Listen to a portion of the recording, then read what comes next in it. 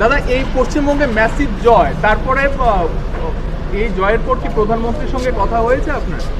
দেখুন, মানে কথার বিষয় না, বিষয়টা হচ্ছে যে পশ্চিমবঙ্গের জয়টা শুধু পার্টির জয় না, সেটা পশ্চিমবঙ্গের মানুষের অস্তিত্বের জয়। মানুষের অস্তিত্ব কাহিল ছিল ওই রাজ্যটার মধ্যে। বলার অধিকার নেই, কাজ করার অধিকার নেই, মহিলাদের বেরোনোর অধিকার নেই, যুবাদের রোজগার করার অধিকার নেই। তো ওটা থেকে তিক্ত হয়ে গেছে পশ্চিমবঙ্গ।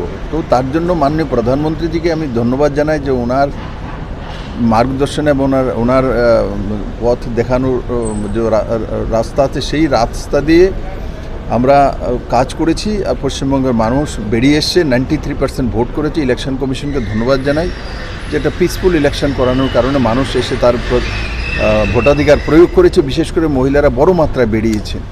বাংলার শপথ নিয়ে দিল্লিতে বৈঠকে যোগ দিতে যাচ্ছেন, আলোচ্য বিষয় কি? দেখুন, শপথ নিয়ে যোগ দেওয়ার জন্য যাচ্ছি না আমি। শপথ তো কলকাতাতেই হবে।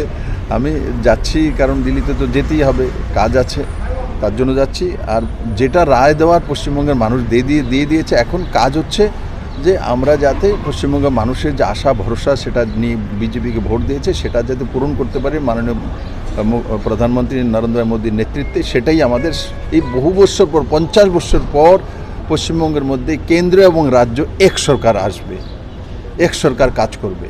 এটা পশ্চিমবঙ্গের মানুষের জন্য বড় বিষয় হবে। কারণ 50টা বছর যাবৎ শুধু কমিউনিস্টরাও কেন্দ্রের সঙ্গে লড়াই করে মানুষদেরকে নেগেটিভিটির মধ্যে নিয়ে গেছে। আর উনি তো কোনো কিছু বাকিই নেই, নেগেটিভিটি হার মেনে গেছে ওনার সামনে। মমতা ব্যানার্জি বলছিলেন যে লুট করা হয়েছে 100 মতো আসন। ওনার দেখুন, ও যে যেমন তেমন ভাবে 93% ভোট করেছে, লুট করেছে। তো ওনার বিষয়ে গণকেছ, এখন এগুলো কথা বলে লাভ নেই। এখন ডেভেলপমেন্টের কথা বলো, পশ্চিমবঙ্গের মানুষের উন্নয়নের কথা বলো। জয়ের পর কি কোনো তৃণমূল নেতা বিজেপির সঙ্গে যোগাযোগ করছে?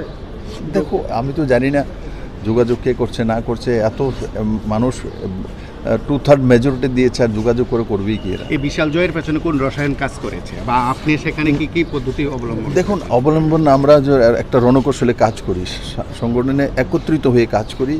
আর সেটা মাননীয় গৃহমন্ত্রী অমিত ভাই সাহেব যে ডাইরেকশন আছে, আর মোদির যে আশীর্বাদ, দুইটা মিলে কাজ করি। সবাই একসঙ্গে কাজ করেছি, আর মানুষ আশীর্বাদ দিয়েছে, তার কারণে জয় হয়েছে।